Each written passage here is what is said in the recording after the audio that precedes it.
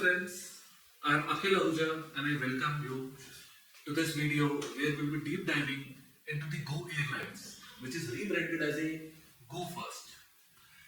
This company is into the airline industry, which used to have a 10% of the market share, incorporated in 2005 by the Valuation Group. We're going to talk about its journey, its market potential in the past, its lows, and also its potential liquidations that might be on the cards really soon. And very interestingly, we're going to touch its valuation insights. The valuation it has touched on its peak, and the valuation that the market would expect in the days to come when this company going to be enter into the liquidation. In 2021, when the airline used to have a market share of 10%, they were way behind to their competitors Indigo, SpiceJet, and Air India. If I can see that there is a substantial difference between the market share, the one potential reason that I can think of is the CEO, the management, the key person in the board of the Go Air has been changed 7 times in the last 15 years. That might be one of the problem reasons. So just like any other airline, the Go Air also used to have a very significant cash crunch. Most of the airlines are not running into the profits. They are having the negative cash flows and they keep on looking for the different investors. In 2013, Go Air has appointed JP Morgan to look out for the potential investor. They were at that point of a time looking to dilute 49% of the equity.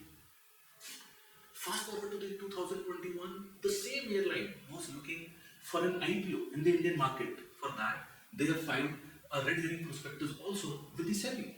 At that point of a time, for around 30% of the equity dilution, the company was expecting to generate 3,600 crores of rupees from the IPO, which makes the valuation of the company around 10,000 crores. Now, what happened today that the airline which used to have 10% of the market share has a 0% market share as of today. Their airlines are grounded, their operations has halted.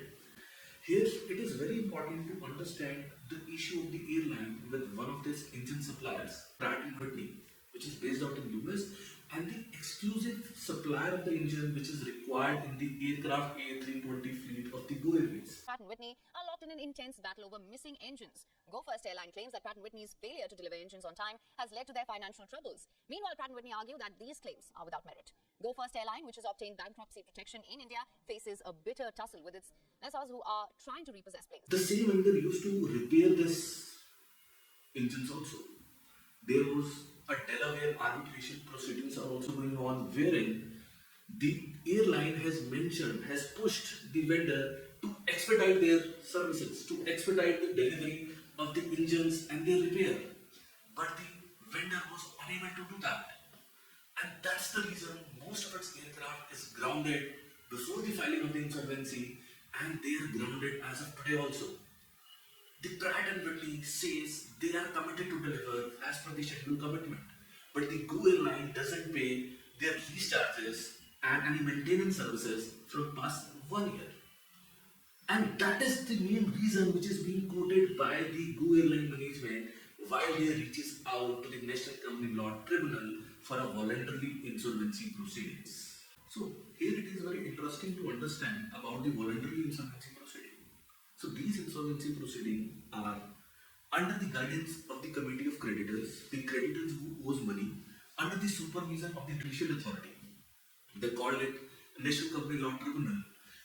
And whenever a company is unable to pay their dues, either the creditor or the company on their own reaches out to the NCLT for the revival. This is not the bankruptcy. This is not a liquidation. This is an option to revive. This is an option to revive, first going towards the bankruptcy or close down the operations. I will salute to the management of the Go Airlines who have taken an early warning signal that if they are unable to revive on time, their operation is going to be deteriorated on a regular basis. And that's why they have reaches to the NCLT on their own. When they are reaching on their own, that what the voluntary means. The management, the board of directors got suspended. An administrator called as a resolution professional is being appointed by the creditors, by the NCLT, and under their supervision, a revival plan is going to be worked out. And very interesting, a concept to be understood under the insolvency proceeding, which is called as a moratorium.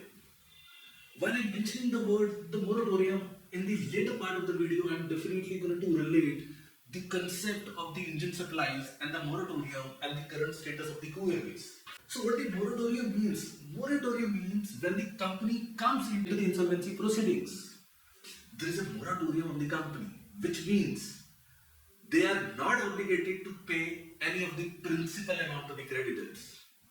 They are not obligated to pay any of the interest on their obligations. They are not obligated to pay any dues, any liabilities that has been incurred prior to the date the company entered into the insolvency. And also on the other hand, the asset, the aircraft, the engines that the company holds should remain with the company till the time revival is done. So what does that mean? We are talking about the aircraft which are being leased out by some other company who owns this aircraft to the Go Airline. If the company enter into an insolvency, the aircraft owner first going to come and say, give my aircraft back to me. But the law says, wait, there is a moratorium. You cannot take back this aircraft. The entire objective of this law and the entire objective of this moratorium is to keep aside the noise relating to the different stakeholders, noise relating to the creditors, noise relating to the stakeholders who has given asset to the company, and entire process will move towards the best revival of the assets. So a better value can be made out from the business operations. That's why I again mention, I salute the management of the Go Airline that they have reached out to the insolvency court well before the time. We have seen instances where the company reaches to the court when the value has already been depleted. So since mid 2023, airline is grounded. There is a moratorium. And in October 2023, there comes a twist.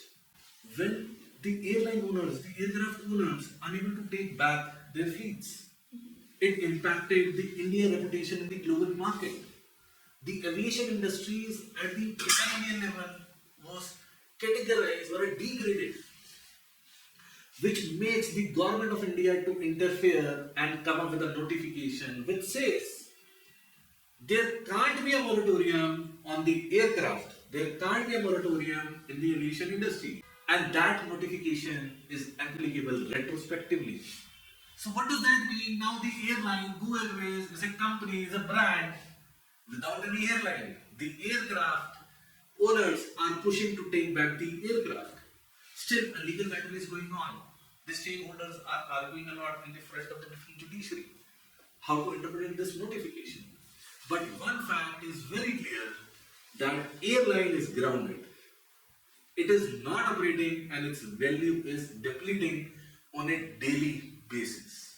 The company that used to have a valuation of 10,000 crores, its fate is going to be decided by the insolvency and bankruptcy court, by the lawmakers, by the judicial authorities in the next few months to come. Insolvency is a time-bound process under the guidance of the supervision of the Committee of Creditors. They have called out for potential bidders who can buy the company. In the first round, there were no takers. See why there is no takers for such a big airline?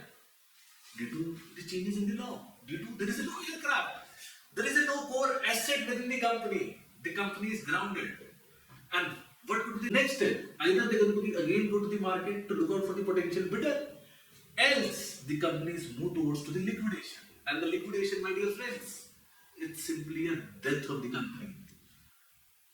It's a death of the company. Liquidation means the name of the company is going to be deleted from the records in the times to come. The company, I'm again mentioning the company which used to have a valuation of 10,000 crores 2 years back while looking for an IPO, the dynamics of the valuation is totally going to be changed in the liquidation scenario. Their market potential is not going to be seen. Their growth potential, their future cash flows are not going to be seen.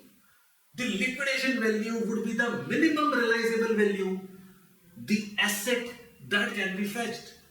And if you see the latest filings of the Go Airline, their soft assets, their financial assets having a value of 4,000 crores, and the liquidation value will be much lesser than to that. which means the value of the Go airline has been eroded to more than 60 to 80% in the last 2 years. Surprisingly, unfortunately, that is the fact.